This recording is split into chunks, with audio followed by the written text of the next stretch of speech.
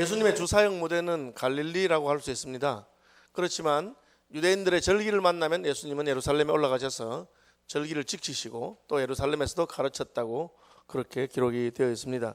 오늘 본문에 보면 예수님께서 유대를 떠나사 다시 갈릴리로 가신다고 되어 있습니다. 그 이유는 1절에 예수께서 제자를 삼고 세례를 베푸시는 것이 요한보다 많다 하는 말을 바리새인들이 들었기 때문입니다. 요한이 나타나서 사실은 유대인들 세계를 떠들썩하게 했습니다. 400년 만에 나타난 선지자이기 때문이죠.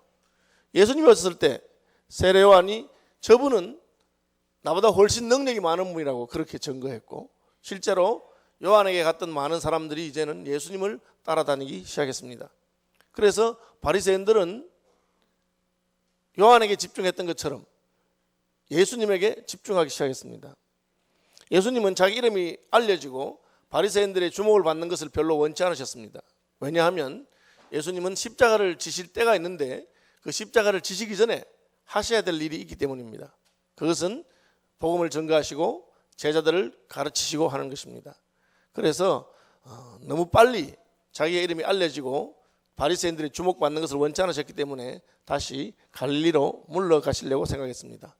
예수님의 사역의 대부분은 갈릴리에서 갈릴리 호숫가의 베세다 들판에서 그렇게 행해진 것이라고 할 수가 있습니다. 지도를 살펴보면 갈릴리는 북쪽이고 유대는 남쪽입니다. 그 가운데가 사마리아입니다.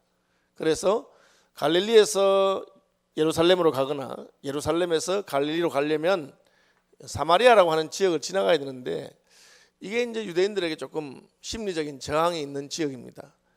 사마리아는 아수르가 북왕국 이스라엘을 정복했을 때 수도가 사마리아죠. 사마리아 지역에는 정복한 제국 아수르가 백성들을 소개하는 정책을 썼습니다. 다시 말하면 여기 있는 사람들을 데리고 잡아가고 또 반대로 다른 민족을 잡아다가 여기다 두었습니다. 그래서 민족이 섞이도록 원래 유대인들의 정체성과 원래 이스라엘의 어떤 민족적인 감정 같은 것을 없애게 하는 그런 전략을 쓴 것입니다.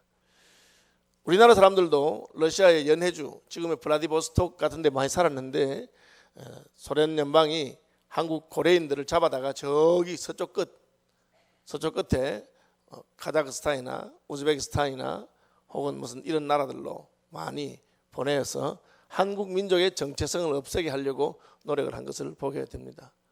그런 거 생각한다면 2세, 3세 교포들이 한국말 잘 못하는 것을 우리가 충분히 이해해 주어야 합니다.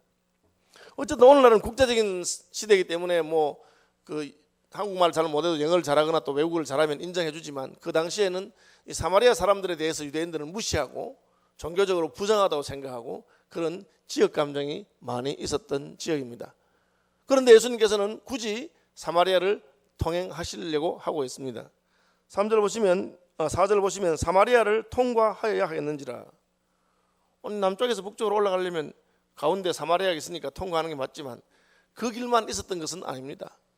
사마리아를 지나가기 싫어하는 사람들은 동쪽으로 돌아서 데카폴리스라고 하는 그 지역으로 돌아서 갈 수가 있었습니다. 성경에는 데가볼리라고 되어 있는데 그렇게 돌아가면 됩니다. 많은 사람들이 그렇게 여행을 했습니다.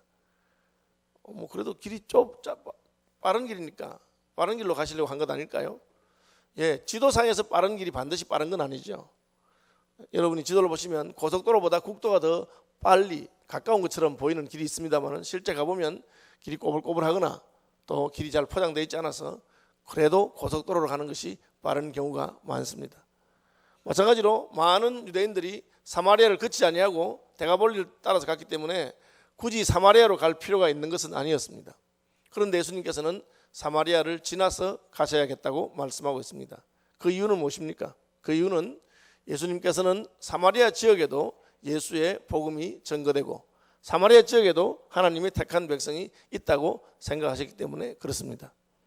예수님의 복음은 유대인들이나 혹은 갈릴리 사람들만 필요한 것이 아닙니다.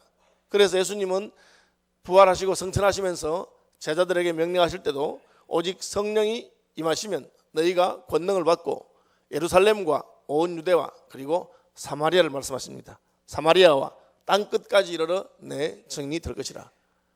유대인들의 지역 감정 때문에 자기들이 무시하고 싫어하고 저런 사람들에게 우리가 굳이 복음을 전할 필요가 있겠느냐 생각이 드는 사람들에게도 복음이 필요한 것입니다. 최근에 보니까 어떤 전도사님은 양떼 전도사라고 그러는데 그 양떼는 뭐에 준말이냐면 양아치의 준말이랍니다. 양아치 떼들을 전도하는 사람이라. 그래서 가출한 청소년들, 문제 많은 애들, 밤늦게 집에 안 들어가고 돌아다니는 애들에게만 복음을 전하는 그런 일을 하시는 어떤 전도사님이 계시더라고요. 그래서 자기 이름을 좋게 말해서 양떼 전도사인데 양떼란 말은 양아치 떼다 그렇게 해놨더라고요. 아마 하나님께서 그 전도사님 마음에 가출한 애들, 참 양아치처럼 그렇게 아무도 돌봐주지도 아니하고 규율도 없는 애들에게도 예수의 복음이 필요하다고 생각했으니까 그런 부름을 주신 것으로 저는 생각이 됩니다. 어쨌든 예수님께서는 사마리아에 가서 복음을 전하기를 원하셨습니다.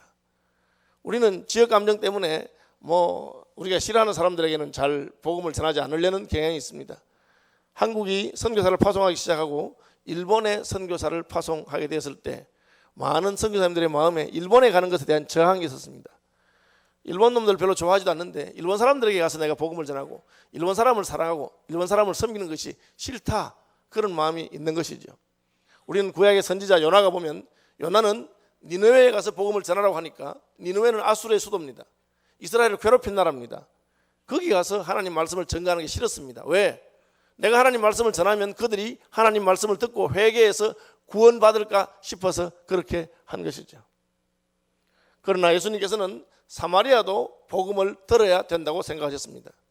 흑암에 있는 땅도 복음을 들어야 되고 우리가 싫어하는 사람들도 예수를 믿어야 한다고 생각하신 것입니다. 그래서 주님께서는 사마리아에 가서 복음을 전하기 위해서 사마리아를 통과한 것을 볼 수가 있습니다.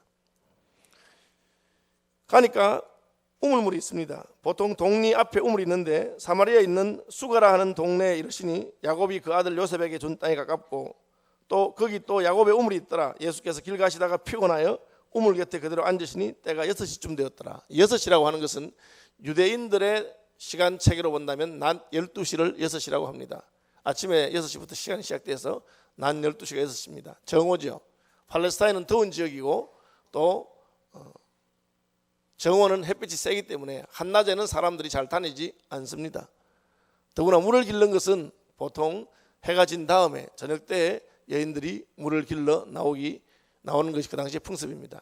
그런데 예수님이 낮 12시에 우물가에 앉아서 쉬고 계셨습니다. 제자들은 음식을 사러 동리로 들어갔습니다. 웬 여자가 물을 길러 왔습니다. 왜 이 여자는 한낮에 물을 길러 왔을까? 성경을 주석하시는 분들의 해석에 따르면 아마 이 여자는 마을 사람들과 마주치기가 싫었다. 사실 예수님과 이 여자의 대화를 통해서 드러나는 것은 이 여자는 결혼 생활에는 실패한 사람인 것을 알 수가 있습니다. 예수님이 남편을 데리고 오시오 라고 하니까 저는 남편이 없습니다. 그 말에 예수님은 남편이 없다고 하는 말이 맞구나. 왜냐하면 전에 너에게 남편이 5명 있었는데 지금 있는 사람도 내 남편이 아니니까 남편이 없다고 하는 말이 맞다. 그런 말 했어요. 그게 무슨 뜻입니까? 결혼하고 5번 실패해서 이혼을 5번 하고 6번째는 아예 결혼하지 않고 그냥 동거하고 있는 그런 사이라는 것이죠. 이 여자는 결혼 생활에 실패했기 때문에 사람들이 자기에 대해서 이러쿵 저러쿵 말하는 것을 듣기 싫었고 그래서 우물가에서 물 길다가 마을 사람들을 만나서 이야기하는 것이 별로 기쁘지 않았습니다. 사실은 사람들이 뒷담화를 하는 것 때문에 얼마나 많은 사람이 교회에 왔다가 낙심하고 가는지 모릅니다. 우리가 다른 사람의 사정에 대해서 이러쿵저러쿵 함부로 말할 것이 아닙니다. 저는 그것이 사람의 본성인 것 같아요. 타락한 다음에 인간이 그렇게 하는 것 같아요. 왜? 제가 목사니까 우리 목사님들 세계도 그렇게 다른 사람 이야기 잘 하더라고요. 주로 장로님들 욕을 합니다. 뒤에서 그렇게 하는 것 같아요. 그러니까 그런데도 불구하고 어떤 분들은 그런 말 하지 않는 분들이 있습니다. 혹시라도 그런 주제가 나오면 항상 그분들을 변호해 주면서 그분 너무 나쁘게 생각하지 마세요. 제가 볼 때 그분은 이런 점에 있어서는 아주 믿음의 사람입니다. 그리고 이런 점이 참 좋은 것 같아요. 그래서 제가 그 이야기를 듣고 참 그 형님을 내가 본받아야 되겠다. 우리는 사실은 남 이야기를 하는 걸 좋아하잖아요. 교회에 특별히 새로 오신 분들, 아직까지 교회 적응하지 못하는 분들에 대해서 교인들이 뒤에서 자기에 대해서 수근수근거린다고 생각한다면 그는 교회에 오고 싶은 마음이 없을 것입니다. 그 동네 오래 살았는데 팔자가 기구해서 남편을 5번이나 바꿨습니다. 6번째는 결혼도 하지 않고 살고 있습니다. 자랑스러울 리는 없겠죠. 누구 잘못이냐? 성경이 그걸 말하고 있지는 않습니다. 이 여자가 무슨 남자를 자주 바꾸었다 그렇게 안 돼 있어요. 왜냐하면 그 당시에 여자들은 이혼할 권리가 없었어요. 남자들이 이혼할 권리를 가지고 있습니다. 남자가 여자가 마음에 안 들면 나가. 그럼 그게 이혼입니다. 그리고는 적어주면 됩니다. 지금도 그 전통이 이슬람 사회에 남아 있습니다. 굉장히 여성들의 권한이 없는 것이죠. 지금은 반대죠. 얼마 전에 그 아시는 대로 S그룹의 따님이 남편하고 이혼한다고 자기가 소송을 걸더라고요. 좋은 세월이 된 거죠. 뭐 재판에도 이겼다고 하고 그런 말이 들립니다. 어쨌든 여자의 잘못이라는 표현이 성경에 전혀 없습니다. 그러나 살다 보니까 가정생활은 어려워졌고 파탄이 나고 여자는 그렇게 돼 있습니다. 그러니까 낮에 다른 사람들이 안 오는 시간에 더운 시간이지만 물 길러 온 것이죠. 남자가 앉아 있습니다. 그래서 말도 하지 않고 조심해서 내외하면서 물을 깃고 있는데 그 남자가 예수님이죠. 말을 겁니다. 저 물 한 잔 주시겠어요? 물 좀 주시면 좋겠는데요. 그러니까 여자 대뜸하는 말이 아까 말한 그 해묵은 유대인과 사마리아 사람들의 감정을 말합니다. 당신은 행색을 보니까 유대인 같은데 유대인 남자가 왜 사마리아 여자인 나에게 물을 달라고 하시나요?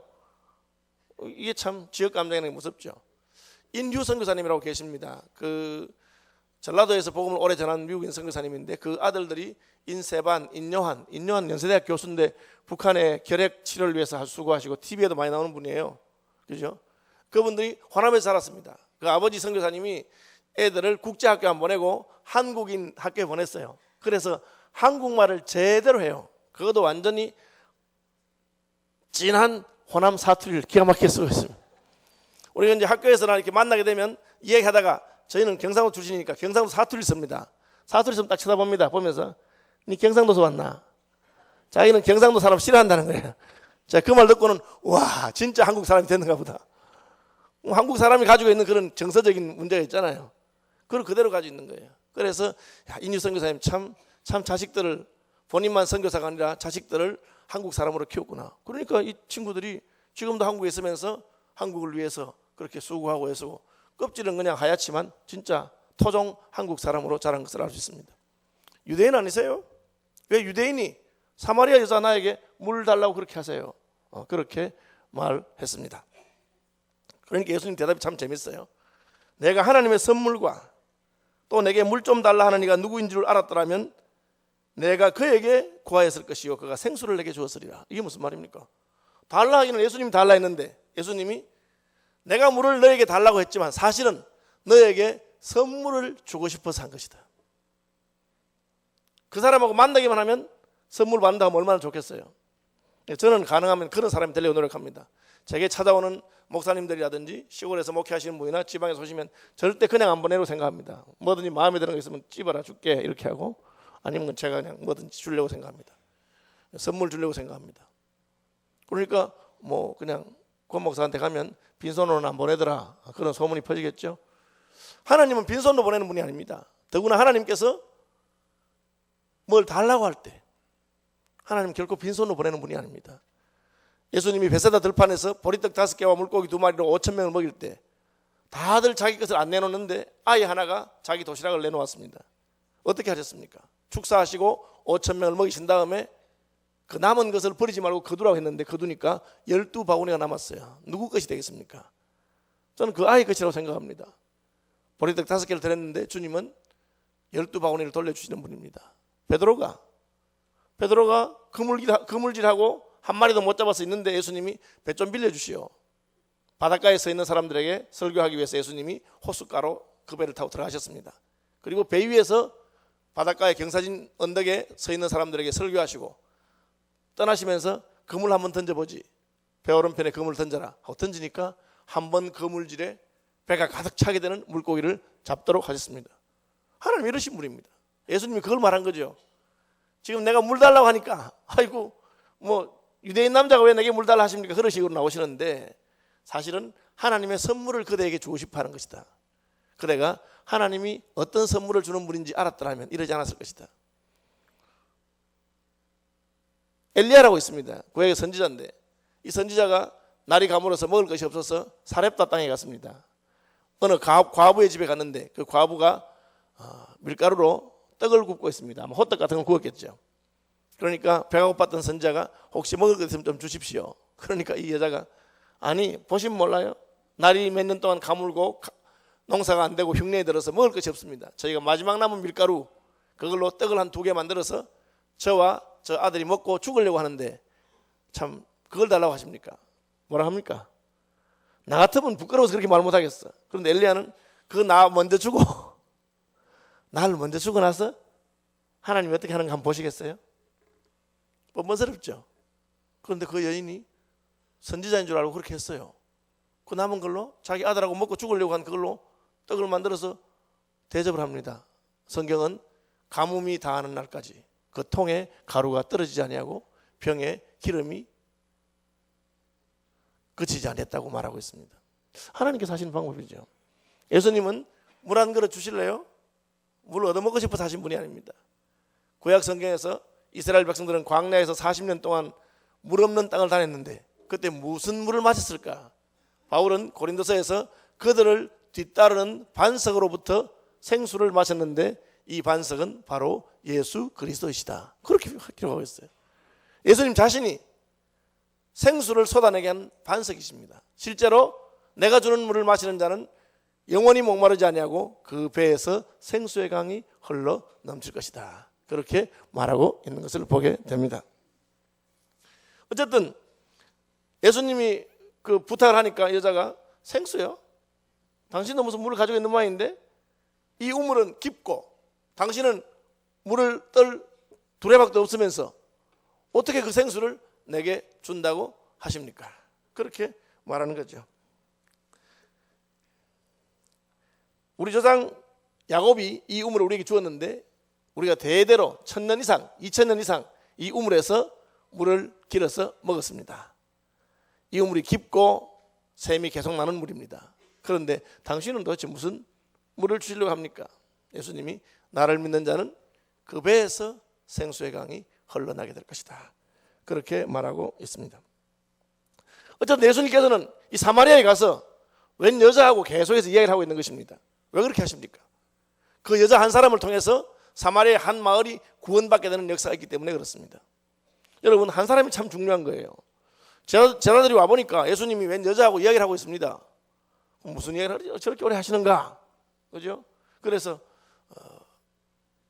간 다음에 예수님 음식을 좀 가져왔는데요 하니까 내게는 너희가 알지 못하는 양식이 있다. 그게 뭡니까? 내 아버지의 뜻을 행하는 것이다. 다시 말하면 예수님은 그 여인과의 대화를 굉장히 중요하게 생각하시고 그 여인에게 복음을 전하는 것이 내게는 밥 먹는 것보다 더 중요하다. 그렇게 말씀하신 것이죠. 왜? 그 한 사람의 영혼이 예수님 만나서 구원받는 것을 통해서 한 마을 전체가 하나님께로 돌아오는 역사가 있다고 예수님은 생각하신 것입니다. 실제로 한 사람을 통해서 한 민족이, 한 부족이 구원받는 역사는 여러 번 있을 수가 있습니다. 아시는 대로 우리 교회가 작년에 1월 4일 날 이제 설립 예배를 드린 우리 시민교회를 개척했잖아요. 150명이 가셨잖아요. 작년 연말에 220명이 되었다는 소식을 들었을 때 저는 굉장히 기뻤습니다. 70명이 새롭게 예수께로 돌아왔구나. 그리고 주로 젊은 분들이 많이 왔다고 하니까 또 마음이 더 기쁘더라고요. 그렇죠?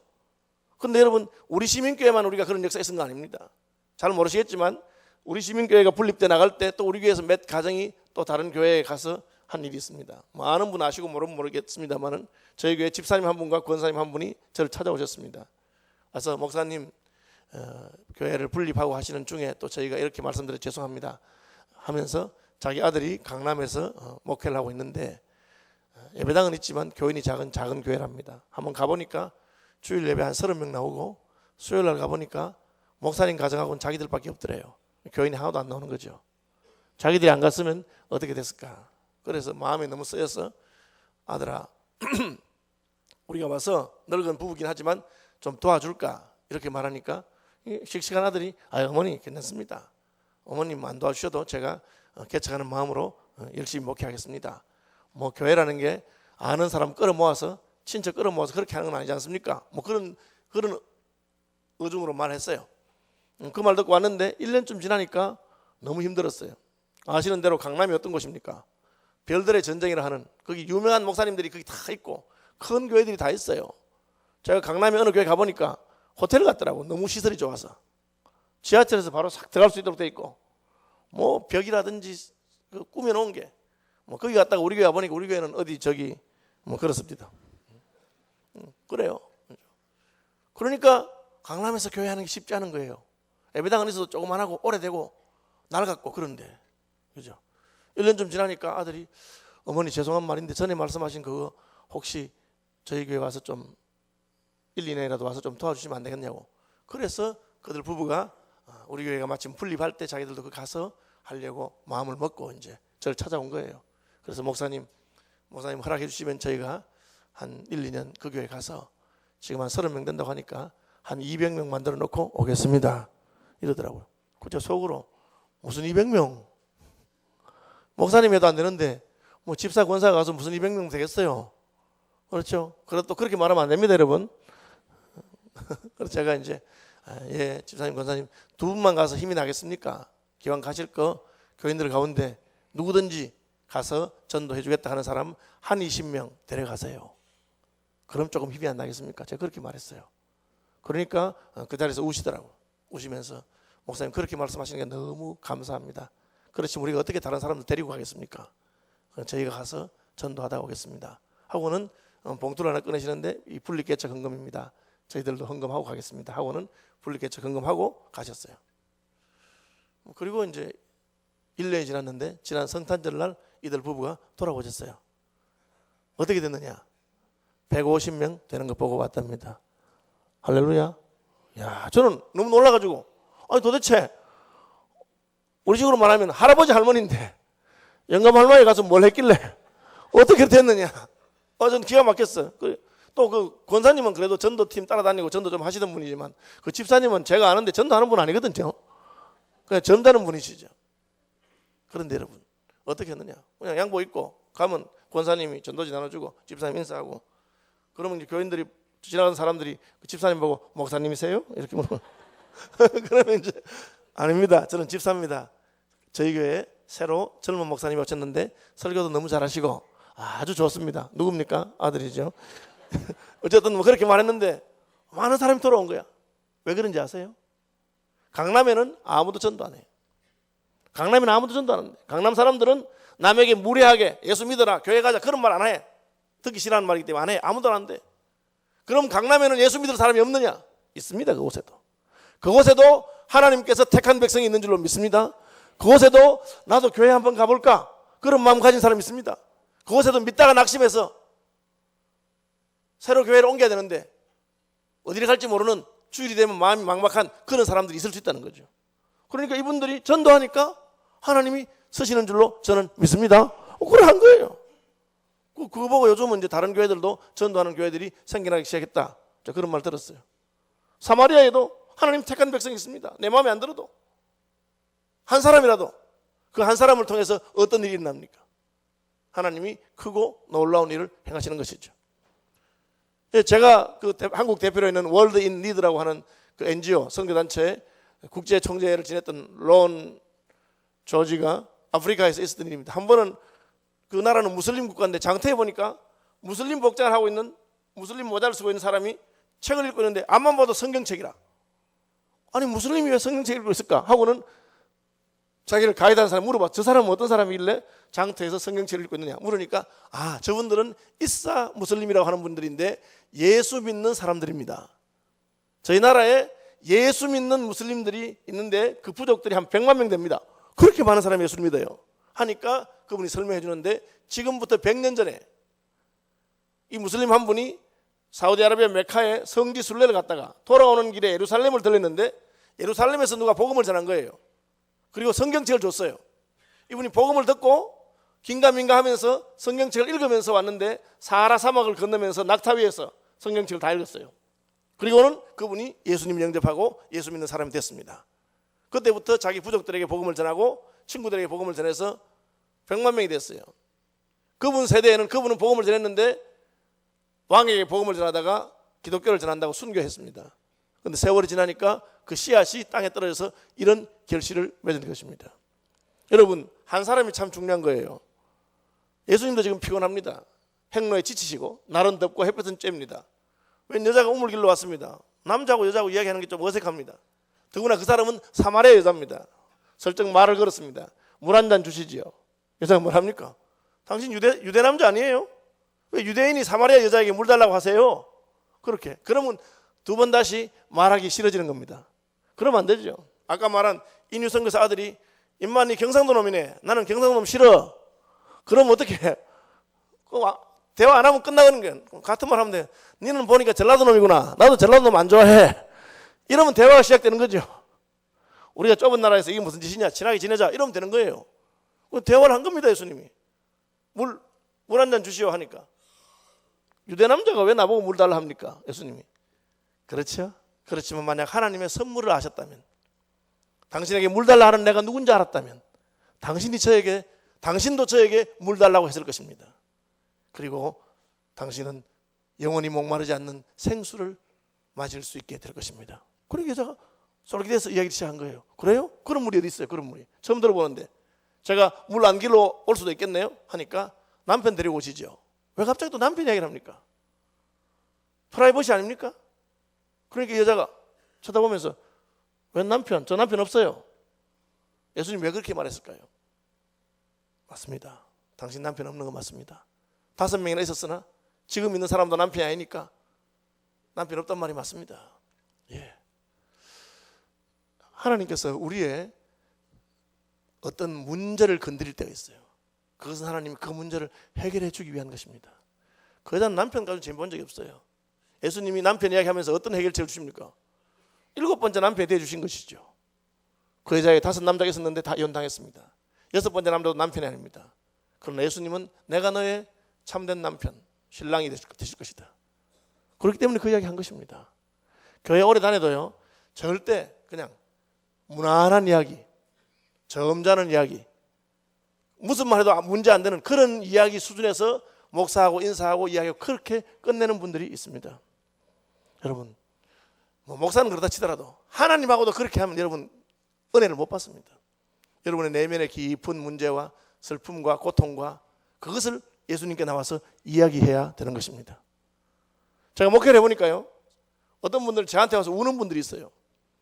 여러분, 사나이가 울겠습니까? 다른 사람 앞에서.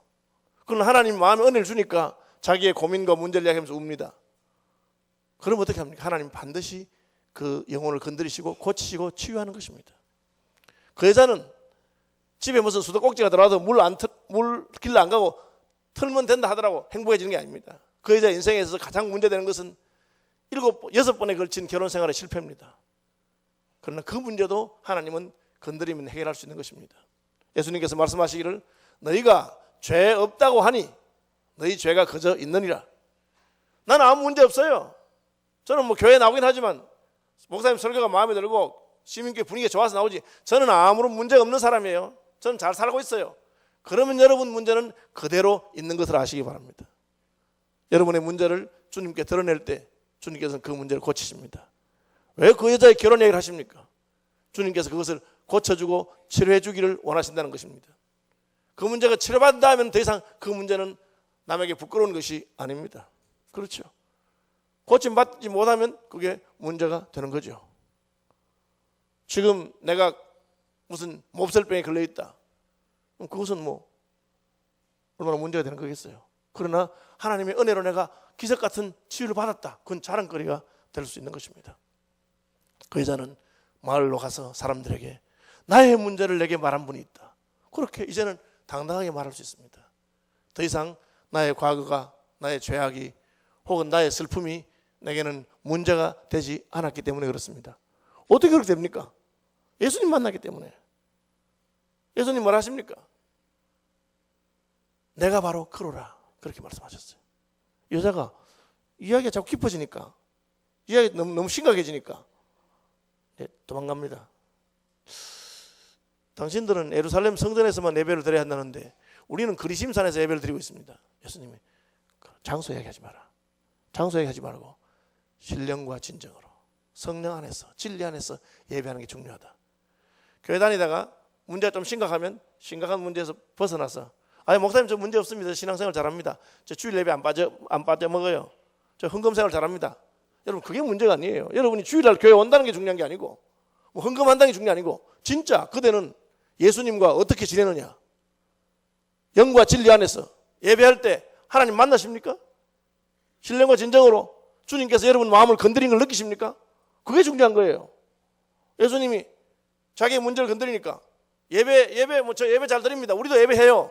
예루살렘에서만 예배한다고 하지 마세요. 우리도 그리심산에서 예배 드립니다. 그러니까 그리심산이든 예루살렘 성전이든 중요한 것은 그것이 아니고 너는 영과 진리 안에서 참으로 하나님을 만나고 있느냐? 아버지께 예배하는 자는 그렇게 예배할 때가 온다. 지금이 바로 그때다. 그렇게 하는 거예요. 그러니까 메시아, 하나님이 메시아를 보내신다고 했는데 메시아라고 하시는 그분이 오시면 뭐 우리 문제는 다 해결된다 하대요? 안 하냐고 했습니다. 그때 예수님의 결정적인 답이 떨어졌습니다. 나다. 내가 바로 그니라. 내가 바로 그니라. 여러분, 복음의 핵심이 무엇입니까? 예수님이 바로 그분인 것을 아는 것입니다. 예수께서 여러분의 그분이 되시기를 바랍니다. 내가 바로 그니라. 내가 바로 그 문제를 해결하러 왔다. 교회 오래 다녀도 예수님 그냥 좋은 분, 착한 분 이렇게 하는 분이 있습니다. 예수께서 내 영혼의 구세주이시며 요한 1서 5장에 말한 것처럼 참 하나님이신 것을 아는 것이죠. 완전히 다른 세계입니다. 성경을 연구하고 신학을 공부하는 것하고 다릅니다. 어떤 분들은 평생 성경 연구하고 신학 공부했다는데 예수님이 그분인 것을 알지 못해요. 오늘 예수님께서 수가성 우물가 여인에게 말한 것은 무엇입니까? 내가 바로 그니라. 이걸 혼돈하시면 안 됩니다. 예수님 외에는 그분이 없습니다. 예수님 외에는 하나님께 보내신 분도 없고 예수님 외에는 우리를 책임질 분도 없습니다. 뭐 이상한 사람들이 자기가 마치 예수님인 것처럼 절대 속지 마십시오. 그런 놈들은 우리 다 망하게 하는 자들입니다. 오직 예수님만이 바로 우리의 그분이 되십니다. 그게 복음의 핵심이에요. 예수님이 나의 그분이 되고 나니까 이 여자 인생이 바뀝니다. 예수님이 자신의 그분인 그 한 사람이 한 마을 전체를 예수께로 돌이킬 수 있는 것입니다. 한 사람이 예루살렘 갔다 오는 길에 낙타등에서 성경 말씀 읽다가 예수께서 바로 그분이신 것을 깨달았을 때 그 다음 100년에는 100만 명이 주께로 돌아오는 그런 역사가 있을 수가 있는 것입니다. 2016년도에 이 수가성 우물가 여인처럼 예수님이 저와 여러분의 그분이 되시기를 바랍니다. 그리고 예수님께서 하신 것처럼 여러분 혹은 행로에 피곤하고 지치고 하더라도 혹 하나님이 나를 저 사람과 만나게 한 것이 아닌가.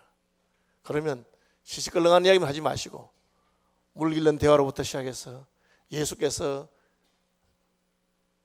누구이신지, 하나님의 선물이 무엇인지, 구원의 복음이 무엇인지를 나눌 수 있는 복된 하나님 백성들 되시기를 바랍니다. 찬송하겠습니다. 310장